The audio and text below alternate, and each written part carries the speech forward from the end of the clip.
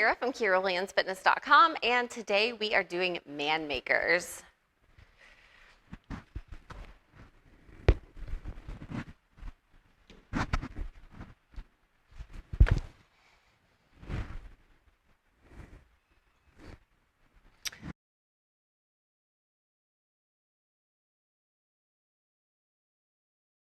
So there's a lot of different things going on when we do these.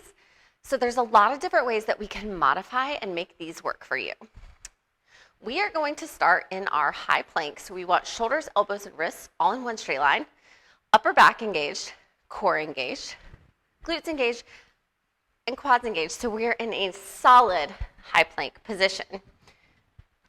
So we can step back to our high plank or jump. From here, we are going to lower all the way down so our chest touches, or our tops of our shoulders touch the dumbbells.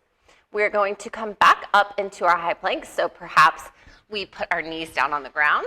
From here, we can keep our knees down as we do our prone row, or come back into our high plank, but be mindful as we're doing this, we don't want our upper body to open up. We want our chest to stay to the ground, so we may have to spread our feet a bit to keep our body stable. Once we've done both of our prone rows, we can either step up or jump.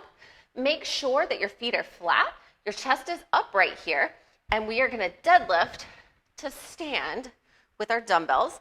We're going to take a quick bicep curl and then press our dumbbells overhead, making sure that our biceps are by our ears. Bring the dumbbells down, all the way down to the ground. Step back, push up, prone row, perhaps knee down prone row.